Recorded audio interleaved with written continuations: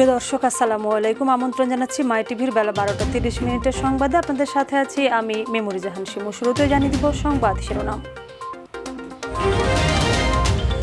সারা দেশে দ্বিতীয় দফায় গণটিকাদান কর্মসূচি শুরু। রাজধানীর 4টি হাসপাতাল সহ সারা দেশে ভ্যাকসিন দেওয়া হচ্ছে নির্দিষ্ট কেন্দ্রে। রাজশাহী মেডিকেলে করোনায় আরও 10 জনের মৃত্যু। বিশ্বে আধিপত্য বিস্তার করেছে ভারতীয় ডেল্টা ভ্যারিয়েন্ট, বলছে বিশ্ব স্বাস্থ্য সংস্থা। ভারী বৃষ্টিপাত ও পাহাড়ে ভূমিধসের আশঙ্কা, বাড়ছে ছাতার কদর। বিদেশি ছাতার ভিড়ে হারিয়ে যাচ্ছে দেশীয় ছাতা। রাজধানীর বিনোদন কেন্দ্রগুলো বন্ধ থাকায় হতাশায় ঘরবন্দি শিশু কিশোররা, বয়স্করাও রয়েছে মানসিক অস্থিরতায়।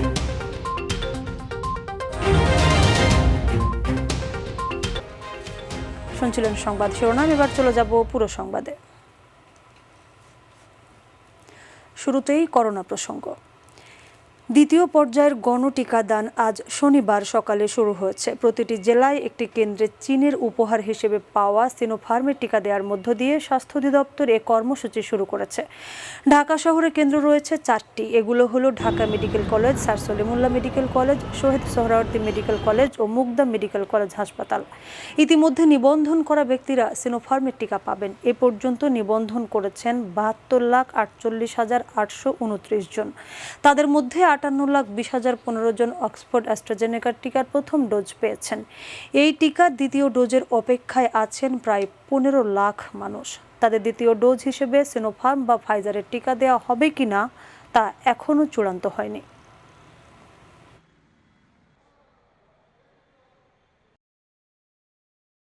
প্রিয় দর্শক, এই মুহূর্তে রাজধানী সোহরাওয়ার্দী হাসপাতালের সামনে রয়েছেন সহকর্মী ড্যানি দ্রং। আমরা সরাসরি যুক্ত হচ্ছি তার সাথে। ড্যানি, দীর্ঘদিন বিরতির পর আবার টিকাদান কর্মসূচি শুরু হয়েছে। কারা কারা পাচ্ছেন এই টিকা আমাদের জানান।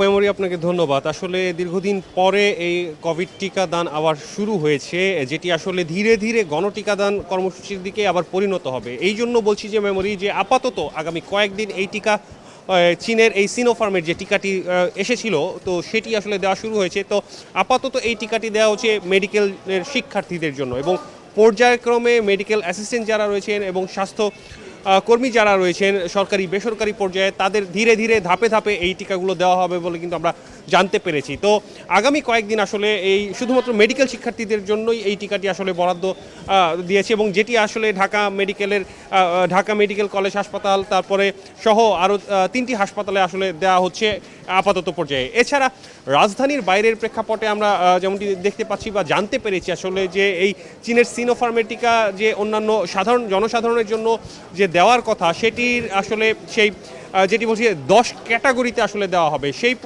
প্রসঙ্গে আসলে বলা যায় যে সাধারণ নাগরিকরা যারা নিবন্ধন করেছেন, তারা যদি এই ক্যাটাগরিগুলোর মধ্যে পড়েন, যেমন আইনশৃঙ্খলা রক্ষাকারী বাহিনী, তারপরে স্বাস্থ্য কর্মী যারা রয়েছেন, তারপরে বিভিন্ন পর্যায়ে উন্নয়ন কর্মী যারা রয়েছেন, তো সেই ক্যাটাগরিতে যদি তারা পড়েন তারা নিশ্চয়ই সেই টিকা পাবেন বলে কিন্তু আমরা স্বাস্থ্য অধিদপ্তর থেকে জানতে পেরেছি। এছাড়া পর্যায়ক্রমে এই সিনোফার্মের টিকা ধীরে ধীরে আরও নাগরিকরাও যেন পান, তো সেটি আসলে বরাদ্দ কতটুকু এলো এবং পাওয়া যাচ্ছে, এবং সে বিষয়ে আসলে সেই কেন্দ্রগুলো থেকে আসলে ব্যবস্থা নেবে বলে কিন্তু স্বাস্থ্য অধিদপ্তর থেকে দিক নির্দেশনা দেওয়া হয়েছে।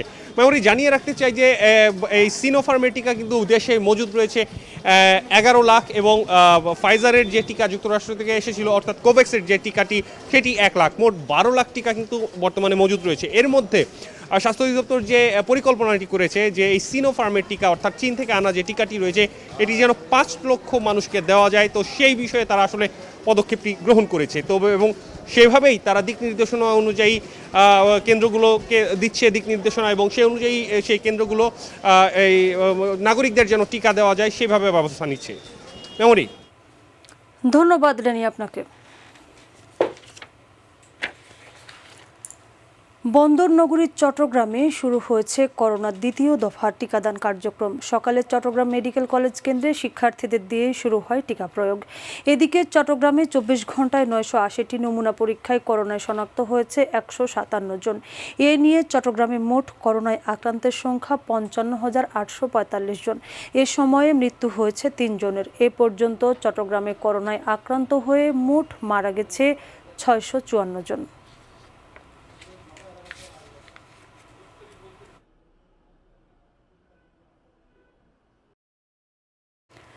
ময়মনসিংহে দ্বিতীয় দফায় করোনা ভাইরাসের টিকাদান কর্মসূচি শুরু হয়েছে। সকালে ময়মনসিংহ মেডিকেল কলেজ গ্যালারিতে কর্মসূচির উদ্বোধন করেন কলেজের অধ্যক্ষ ডাক্তার চিত্তরঞ্জন দেবনাথ।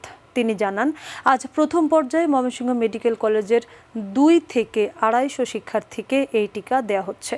জেলা civil surgeon doctor Nazrul Islam জানান, ময়মনসিংহের জন্য চীনের সিনোফার্মের ৭৫,৬০০ ডোজ টিকা এসেছে। মেডিকেল কলেজের শিক্ষার্থীদের টিকা প্রদানের পর বিশ্ববিদ্যালয়ের আবাসিক শিক্ষার্থী, বিদেশি নাগরিকদের মধ্যে অগ্রাধিকার ভিত্তিতে চীনা নাগরিক, ডেন্টাল ও নার্সিং ইনস্টিটিউটের শিক্ষার্থী এবং ফ্রন্ট লাইনারদের এই টিকা দেয়া হবে। সারা দেশের ন্যায় সাতক্ষীরায় দ্বিতীয় দফায় 10,800 ডোজ ফাইজারের করোনা ভ্যাকসিন প্রয়োগ শুরু হয়েছে। সকালে 10:30টায় সাতক্ষীরা মেডিকেল কলেজ হাসপাতালে এই ভ্যাকসিন প্রদানের আনুষ্ঠানিক কার্যক্রম শুরু হয়। দ্বিতীয় দফায় সাতক্ষীরাতে অগ্রাধিকার ভিত্তিতে এই টিকা পাবেন মেডিকেল কলেজের শিক্ষার্থী, চিকিৎসক, সেবিকা, স্বাস্থ্যকর্মী ও ফ্রন্ট লাইনাররা।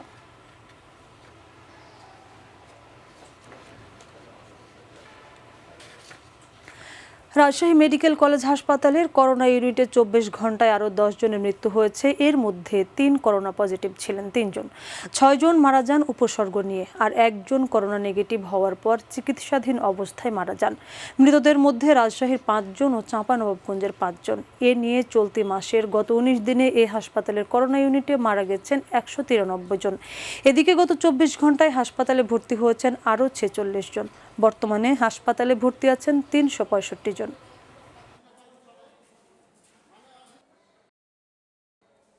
ভারতে পাওয়া করোনা ভাইরাসের অতি সংক্রামক ডেল্টা ধরনটি এখন সারা বিশ্বে আধিপত্য বিস্তার করেছে বলে জানিয়েছেন স্বাস্থ্য সংস্থা WHO। শুক্রবার WHO-র প্রধান বিজ্ঞানী সৌম্য স্বামীনাথন এক ব্রিফিংয়ে এ তথ্য জানান। গত বছর ভারতে করোনা ভাইরাসের পরিবর্তিত নতুন রূপ শনাক্ত হয়েছে, যার নাম পেয়েছে ডেল্টা। এই ধরনটি অতি সংক্রামক হওয়ার এর আগেই একে বিশ্বের উদ্বেগ হিসেবে চিহ্নিত করে বিশ্ব স্বাস্থ্য সংস্থা। সংক্রমণের দ্বিতীয় ঢেউয়ে ভারতের রেকর্ড রোগী শনাক্ত ও মৃত্যুর জন্য ডেল্টা ধরনটিকেই দায়ী করা হচ্ছে। বাংলাদেশেও এ ধরনটির দাপটের মধ্যে আক্রান্ত ও মৃত্যুর সংখ্যা বাড়ছে। এর আগে ভয় ধরিয়েছিল যুক্তরাজ্যে পাওয়া করোনা ভাইরাসের আলফা ধরন। পাবলিক হেলথ ইংল্যান্ড PHE জানিয়েছে, ডেল্টা ধরনটি আলফার চেয়ে গৃহস্থালিতে 64% বেশি দ্রুত ছড়িয়ে পড়ে। প্রাণঘাতী করোনায় বিশ্বব্যাপী এখন পর্যন্ত মোট 17,86,00,000-এর বেশি মানুষ আক্রান্ত হয়েছে। এর মধ্যে মারা গেছেন 38,67,000-এর বেশি। আর এখন পর্যন্ত করোনা থেকে সুস্থ হয়েছেন 16,31,14,000 মানুষ। বিশ্বে করোনায় ক্ষতিগ্রস্ত দেশের তালিকায় যুক্তরাষ্ট্র এখনও সবার উপরে। দেশটিতে এখন পর্যন্ত করোনা শনাক্ত হয়েছে 3,43,93,269 জনের। এর মধ্যে মারা গেছেন 6,16,920 জন। মৃত্যু হিসেবে তালিকায় দ্বিতীয় স্থানে ব্রাজিল। দেশটিতে এ পর্যন্ত মারা গেছেন 4,98,621 জন। মৃত্যু তালিকায় তৃতীয় স্থানে থাকা ভারতে মোট মৃতের সংখ্যা 3,85,167 জন।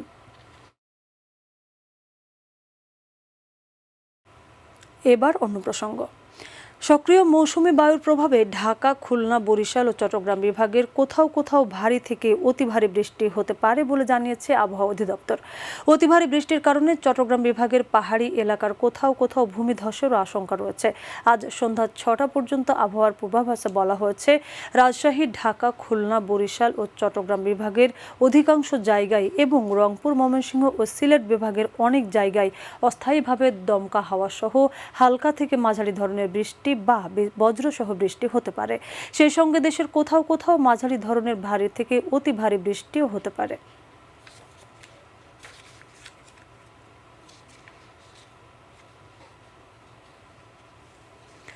প্রিয় দর্শক, এই মুহূর্তে আবহাওয়া অধিদপ্তরের সামনে রয়েছেন সহকর্মী SM আরিফ। আমরা সরাসরি যুক্ত হচ্ছি তার সঙ্গে। আরিফ, সকাল থেকে যেভাবে বৃষ্টি শুরু হয়েছে তা কি চলমান থাকবে? কোনো সতর্কতা কি দিয়েছে আবহাওয়া অধিদপ্তর? আমাদের জানান।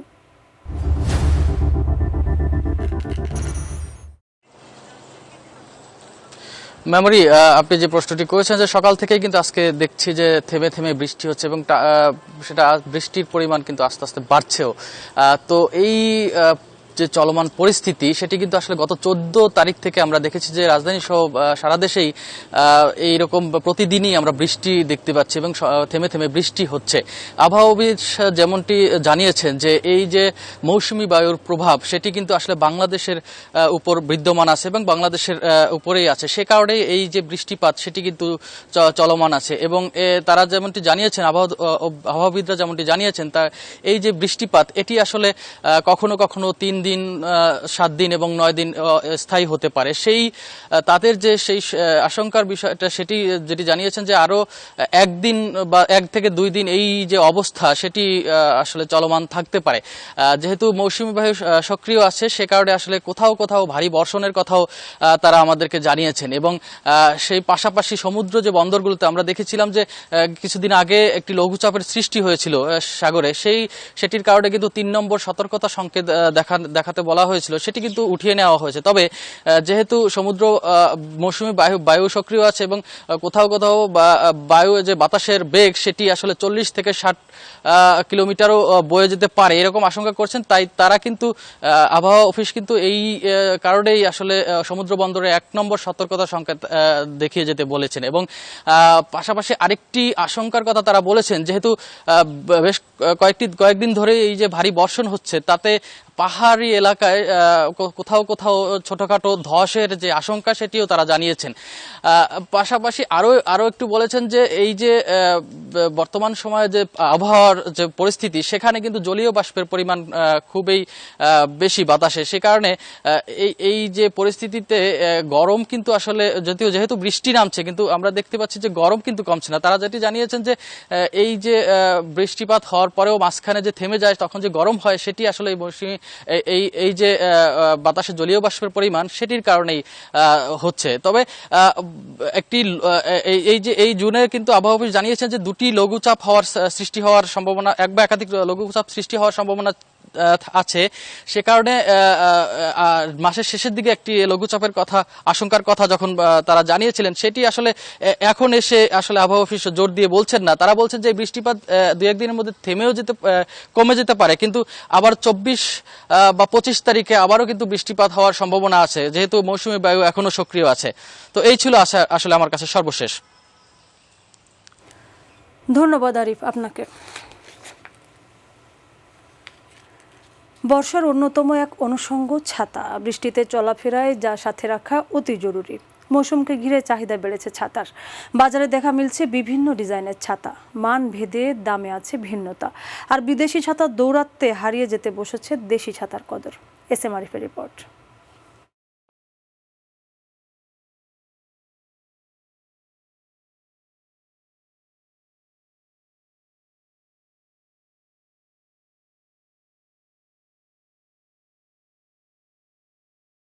না পেলেও প্রয়োজনে ঘর থেকে আপনাকে বের হতেই হবে। আর রাস্তায় বের হয়ে দেখলেন কালো মেঘ বৃষ্টি হয়ে ঝরছে, সাথে ছাতা নিতে ভুলে গেছেন, তাই বিনা নোটিশে ভিজতে হচ্ছে।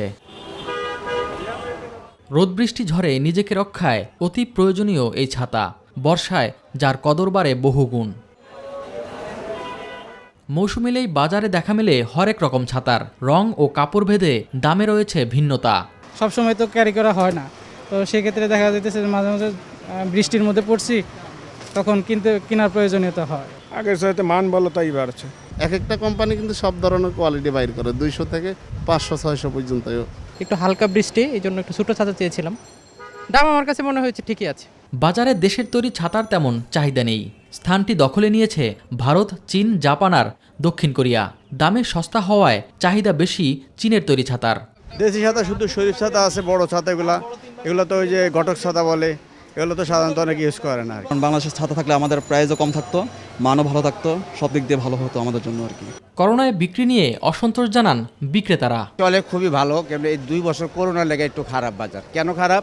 ওই ছাতাটা বেশি চলে স্কুল কলেজে, যারা মনে করেন বাচ্চাদের দিনে যে একটা বাচ্চার লাগে, একটা বাচ্চার মাল লাগে, আর একটা ভাই থাকলে ওর লাগে। স্কুল কলেজের সাথে আমাদের এই ব্যবসার জড়িত বেশি, কেন ছাত্ররা নেয়, ছাত্রী নেয়, যারা বাচ্চার লাই রেনকোট নেয় বা আবার ছাতা নেয়, এখন এগুলো তো মূলত সবই বন্ধ।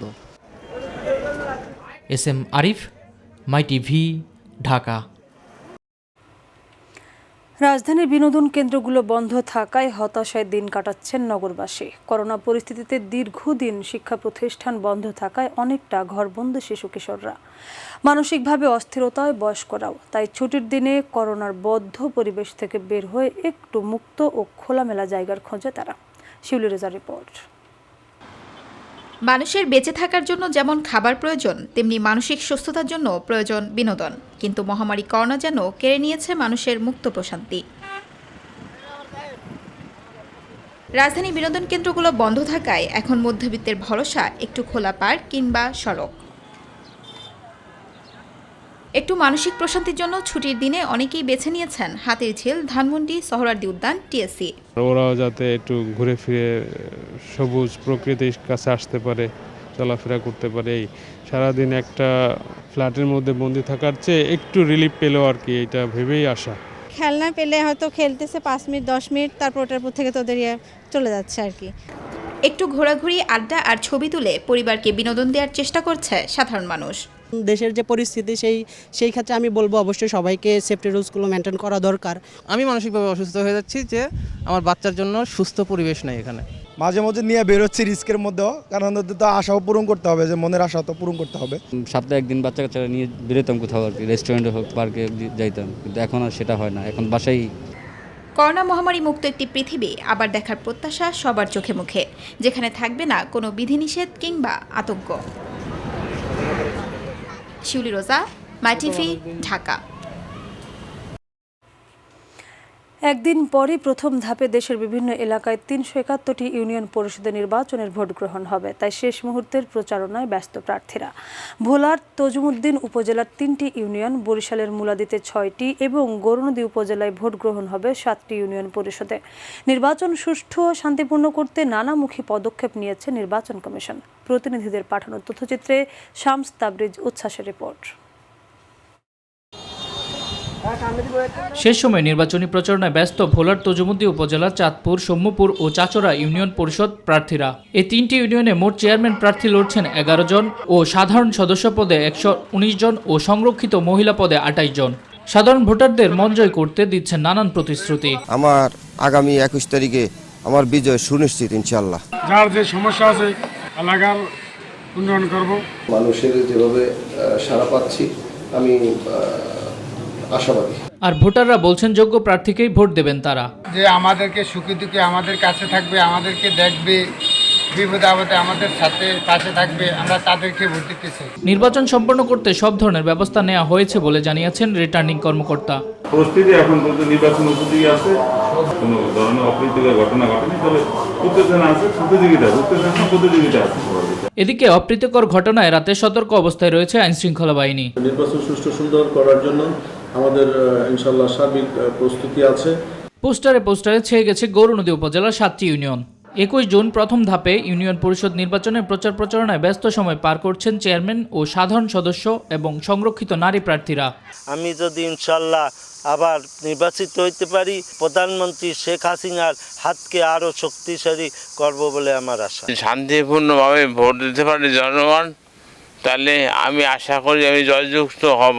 যত রকম অপকর্ম আছে, সব অপ্রীতিকর ঘটনা সমস্ত কিছুর আমি প্রতিহত করব। আমি ওয়াদা দিলাম আমার ধারা কোনোদিন দুর্নীতি হবে না, আর আমি দুর্নীতি করব না। এরই মধ্যে শরিকল ইউনিয়ন বাদে বাকি 6টি ইউনিয়ন পরিষদে সরকার দলীয় মনোনীত চেয়ারম্যান প্রার্থীরা বিনা প্রতিদ্বন্দ্বিতায় নির্বাচিত হয়েছেন। এরই মধ্যে প্রার্থী বাছাইয়ে নানা হিসাব নিকাশ করছেন সাধারণ ভোটাররা। যে সুষ্ঠু নির্বাচন হোক, কে জিতুক সেইটা দেখা যাক। সুষ্ঠু ও নিরপেক্ষ নির্বাচনে সব ধরনের প্রস্তুতির কথা জানিয়েছেন রিটার্নিং কর্মকর্তা। সব দিকে নজরদারি রাখছি যাতে সবাই সুন্দরভাবে ভোট কেন্দ্রে উপস্থিত হতে পারে এবং ভোট প্রদান করতে পারে। এছাড়া বরিশালের মুলাদীতে 6টি ইউনিয়নে বইছে নির্বাচনী আমেজ। ভোর থেকে মধ্যরাতে চলছে জোর প্রচারণা। শেষ সময় সরগরম হয়ে উঠেছে নির্বাচনী মাঠ। 100% ফেয়ার ভোট হলো, আমি ইনশাআল্লাহ চেয়ারম্যান নির্বাচিত হব। ইনশাআল্লাহ জনগণ তার ব্যালটের মাধ্যমে আমাকে নির্বাচিত করবে। সাধারণ ভোটাররা বলছেন সুষ্ঠু ভোট গ্রহণ হলে সাধারণ জনগণ তাদের পছন্দের প্রার্থীকে বিজয়ী করতে পারবে। এরই মধ্যে বিনা প্রতিদ্বন্দ্বিতায় নির্বাচিত হয়েছেন মুলাদী সদর ইউনিয়নের বর্তমান চেয়ারম্যান শামস তাবরিজ উচ্ছ্বাস, মাই টিভি নিউজ ডেস্ক। শেষ করছি সংবাদ, তবে যাবার আগে সংবাদ শিরোনামগুলো জানিয়ে দিচ্ছি আরও একবার। সারা দেশে দ্বিতীয় দফায় গণটিকাদান কর্মসূচি শুরু। রাজধানীর 4টি হাসপাতাল সহ সারা দেশে ভ্যাকসিন দেওয়া হচ্ছে নির্দিষ্ট কেন্দ্রে। রাজশাহী মেডিকেলে করোনায় আরও 10 জনের মৃত্যু। বিশ্বে আধিপত্য বিস্তার করেছে ভারতীয় ডেল্টা ভ্যারিয়েন্ট, বলছে বিশ্ব স্বাস্থ্য সংস্থা। ভারী বৃষ্টিপাত ও পাহাড়ে ভূমিধসের আশঙ্কা, বাড়ছে ছাতার কদর। বিদেশি ছাতার ভিড়ে হারিয়ে যাচ্ছে দেশীয় ছাতা। এবং রাজধানীর বিনোদন কেন্দ্রগুলো বন্ধ থাকায় হতাশায় ঘরবন্দি শিশু কিশোররা, বয়স্করাও রয়েছে মানসিক অস্থিরতায়।